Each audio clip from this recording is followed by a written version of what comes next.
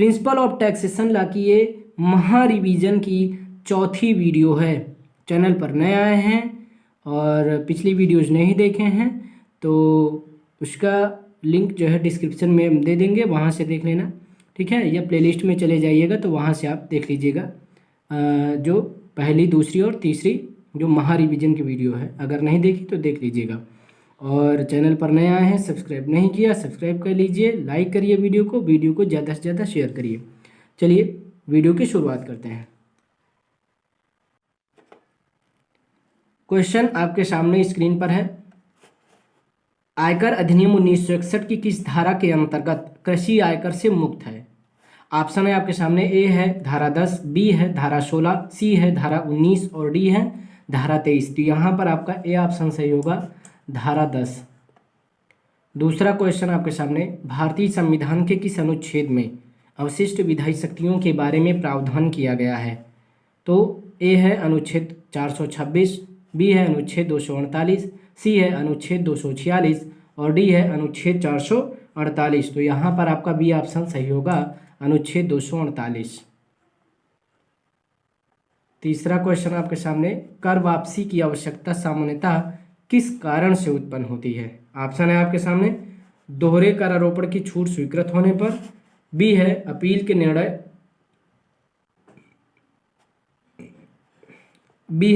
के निर्णय अनुसार देयकर की राशि में कमी होने पर, सी है किसी त्रुटि को सुधारने पर देयकर की राशि में कमी होने पर और डी है इनमें से सभी पर। तो यहाँ पर डी ऑप्शन से होगा, इनमें से सभी पर। क्वेश्चन है 4 नंबर, कर निर्धारण वर्ष आयकर अधिनियम 1961 की धारा 2(6) के अनुसार प्रत्येक वर्ष की किस तारीख से आरंभ होता है? ऑप्शन है 1 जनवरी, बी है 1 मार्च, सी है 1 अप्रैल और डी है 1 जुलाई। तो यहाँ पर आपका सी ऑप्शन सही होगा, 1 अप्रैल।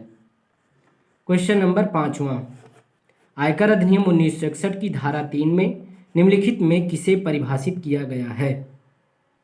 ऑप्शन है आपके सामने, कर निर्धारण वर्ष, बी है गत वर्ष, सी है कृषि आय, डी है गैर कृषि आय। तो यहाँ पर कौन सा ऑप्शन सही होगा? तो यहाँ पर आपका बी ऑप्शन सही होगा, गत वर्ष। क्वेश्चन नंबर 6, सर्वप्रथम बिहार की प्रांतीय सरकार ने कृषि आयकर कब लगाया? ऑप्शन है 1938 ईस्वी में, बी है 1936 ईस्वी में, सी है 1934 ईस्वी में और डी है 1932 ईस्वी में। तो यहाँ पर आपका ए ऑप्शन सही होगा, 1938 ईस्वी में।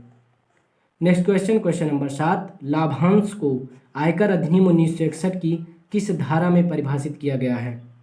तो ऑप्शन है आपके सामने, धारा 2, बी है धारा 22, सी है धारा 222, डी है धारा 34। तो यहाँ पर आपका कौन सा ऑप्शन सही होगा? तो यहाँ पर सी ऑप्शन सही होगा, धारा 222। क्वेश्चन नंबर 8, अवशिष्ट विधायी शक्तियाँ वे शक्तियाँ हैं जो किस अनुसूची में सम्मिलित नहीं हैं? ऑप्शन है ए संघ अनुसूची में, बी है राज्य अनुसूची में, सी है समवर्ती अनुसूची में, डी है इनमें से किसी में नहीं। तो यहाँ पर आपका डी ऑप्शन सही होगा, इनमें से किसी में नहीं। क्वेश्चन नंबर 9, आयकर अधिनियम की धारा 222 किसे परिभाषित करती है? तो ऑप्शन है आपके सामने, आय, बी है वेतन, सी है लाभांश, डी है व्यय। तो यहाँ पर कौन सा ऑप्शन सही होगा? तो यहाँ पर आपका सी ऑप्शन सही होगा, लाभांश। क्वेश्चन नंबर 10, किसी भी आय को कर योग्य होने के लिए निम्नलिखित शीर्षकों में से किसमें शामिल किया जाना जरूरी है? ऑप्शन है आपके सामने, वेतन, बी है पूंजी लाभ, सी है अन्य स्रोतों से आय, डी है ये सभी। तो यहाँ पर आपका कौन सा ऑप्शन सही होगा? तो यहाँ पर आपका डी ऑप्शन सही होगा, ये सभी। नेक्स्ट क्वेश्चन नंबर 11, करारोपण का प्रभार निर्धारित फिर ... की स्थिति के अनुसार बदलती रहती है। ऑप्शन है आपके सामने, आवासीय, बी है आवासीय, सी है ए एवं बी दोनों और डी है इनमें से कोई नहीं। तो यहाँ पर आपका कौन सा ऑप्शन सही होगा? तो यहाँ पर आपका ए ऑप्शन सही होगा, आवासीय। नेक्स्ट क्वेश्चन नंबर 12, मत्स्य उद्योग से प्राप्त आय क्या है? ऑप्शन है आपके सामने, कृषि आय है, बी है कृषि आय नहीं है, सी है 50% है, डी है इनमें से कोई नहीं। तो यहाँ पर आपका कौन सा ऑप्शन सही होगा? तो यहाँ पर आपका बी ऑप्शन सही होगा, कृषि आय नहीं है। क्वेश्चन नंबर 13, आयकर अधिनियम 1961 की धारा 224 में किसको परिभाषित किया गया है? ऑप्शन है आपके सामने, आय को, बी है व्यय को, सी है कृषि आय को, डी है वेतन को। तो यहाँ पर आपका ए ऑप्शन सही होगा, आय को, केवल आय को। क्वेश्चन नंबर 13, आयकर अधिनियम 1961 की धारा 4 में आयकर प्रभार को फिर डॉट डॉट में प्रावधान किया गया है, रिक्त स्थान की पूर्ति कीजिए। ऑप्शन है आपके सामने, कृषि, बी है उद्योग, सी है व्यवसाय, डी है आरोपित करने के बारे में। तो यहाँ पर आपका डी ऑप्शन सही होगा, आरोपित करने के बारे में। क्वेश्चन नंबर 15, संतुलित प्रभार को अन्य किस नाम से जानते हैं? ऑप्शन है आपके सामने, कर योग्य लाभ, बी है आरोपित करना, सी है पूंजीगत संपत्ति, डी है कंपनी। तो यहाँ पर आपका कौन सा ऑप्शन सही होगा? तो यहाँ पर आपका ए ऑप्शन सही होगा, कर योग्य लाभ। क्वेश्चन नंबर 16, आयकर अधिनियम 1961 के अनुसार कर निर्धारण वर्ष की आखिरी तारीख क्या होती है? तो यहाँ पर आपका ऑप्शन जो है यहाँ पे 31 दिसंबर है, बी है 23 अप्रैल, सी है 31 मार्च, डी है 28 फरवरी। तो यहाँ पर आपका कौन सा ऑप्शन सही होगा? तो यहाँ पर सी ऑप्शन सही होगा, 31 मार्च। क्वेश्चन नंबर 17 आपके सामने है, आयकर अधिनियम 1961 की धारा 4 व्यक्ति पर उसकी आय के संबंध में क्या आरोपित करती है? ऑप्शन है आपके सामने, कृषि कर, बी है आयकर, सी है गृह कर, डी है मार्ग कर। तो यहाँ पर कौन सा ऑप्शन सही होगा? आयकर होगा, बी ऑप्शन सही होगा। नेक्स्ट क्वेश्चन, क्वेश्चन नंबर 18, आयकर अधिनियम 1961 में कितनी अनुसूचियां हैं? तो यहाँ पर जो ऑप्शन दिए गए हैं, 4 है, रोमन अंक में दिया गया है, बी है 14 और सी है 9 और डी है 22। ठीक है, तो यहाँ पर आपका कौन सा ऑप्शन सही होगा? तो यहाँ पर आपका बी ऑप्शन सही होगा। नेक्स्ट क्वेश्चन, क्वेश्चन नंबर 19, 1935 के अधिनियम के अंतर्गत कृषिगत आय पर करारोपण का अधिकार किसे दिया गया है? ऑप्शन है आपके सामने, ए केंद्र को, बी है प्रांतों को, सी है ए एवं बी दोनों को, डी है इनमें से किसी को नहीं। तो यहाँ पर आपका कौन सा ऑप्शन सही होगा? तो यहाँ पर बी ऑप्शन सही होगा, प्रांतों को। क्वेश्चन नेक्स्ट है आपका 20 नंबर, अनुलाभ अथवा वेतन के बदले में मिले हुए लाभ किन धाराओं के अंतर्गत कर योग्य हैं? ऑप्शन है आपके सामने, धारा 10(1) और धारा 10(2), बी है धारा 4(1) और धारा 4(3), सी है धारा 17(2) और धारा 17(3), डी है धारा 6(1) और धारा 6(2). तो यहाँ पर आपका सी ऑप्शन बिल्कुल सही होगा, धारा 17(2) और धारा 17(3).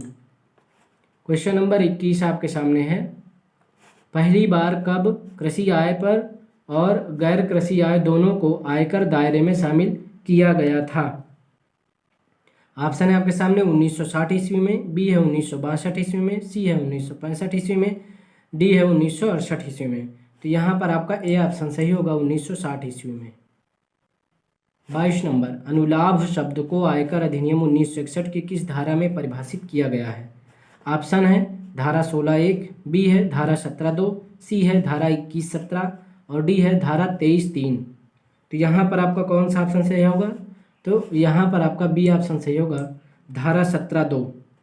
नेक्स्ट क्वेश्चन, क्वेश्चन नंबर 23, जब मृत्यु, अयोग्यता, दिवाला या अन्य किसी कारण से कोई व्यक्ति कर वापसी नहीं मांग सकता तो उसकी तरफ से उसके हित के लिए ऐसी मांग निम्नलिखित में कौन कर सकता है? ऑप्शन है आपके सामने, कानूनी प्रतिनिधि, बी है संरक्षक, सी है व्यासी और डी है इनमें से कोई भी कर सकता है। तो यहाँ पर आपका डी ऑप्शन सही होगा, इनमें से कोई भी कर सकता है, कानूनी प्रतिनिधि, संरक्षक, व्यासी। Next question, question number 24,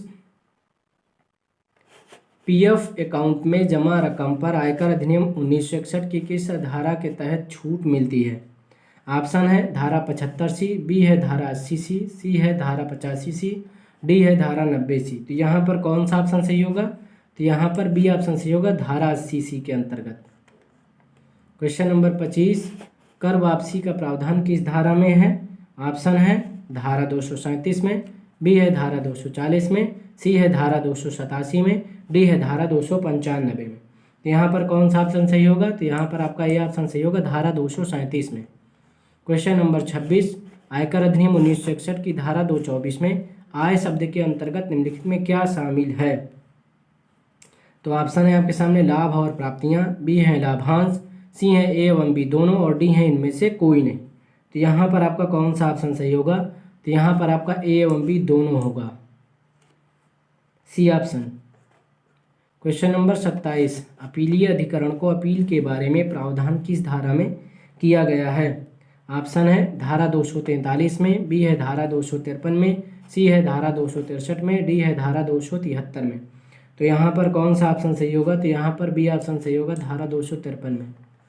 question number 28, किस कर निर्धारण वर्ष से कृषि आय को अन्य आय पर लागू होने वाले कर की दर के निर्धारण हेतु कुल आय में शामिल किया जाता है? तो ऑप्शन है आपके सामने वर्ष 1974 से 75, वर्ष 1977 से 78, वर्ष 1980 से 81 में और वर्ष 2001 से 2002 में। तो यहाँ पर कौन सा ऑप्शन सही होगा? तो यहाँ पर ए ऑप्शन सही होगा, वर्ष 1974 से 1975। नेक्स्ट क्वेश्चन, क्वेश्चन नंबर 29, जो कि इस वीडियो की लास्ट क्वेश्चन है। आयकर अधिनियम 1961 के अनुसार कर वापसी किस धारा में परिभाषित की गई है? तो ऑप्शन है आपके सामने धारा 229 में, बी है धारा 233 में, सी है धारा 237 में और डी है धारा 240 में। तो यहाँ पर आपका कौन सा ऑप्शन सही होगा? तो यहाँ पर आपका सी ऑप्शन सही होगा, धारा 237 में। चैनल पर नया है, अभी तक सब्सक्राइब नहीं किया, सब्सक्राइब कर लीजिए, वीडियो को लाइक करिए और वीडियो को ज़्यादा से ज़्यादा अपने दोस्तों के बीच शेयर करिए। धन्यवाद।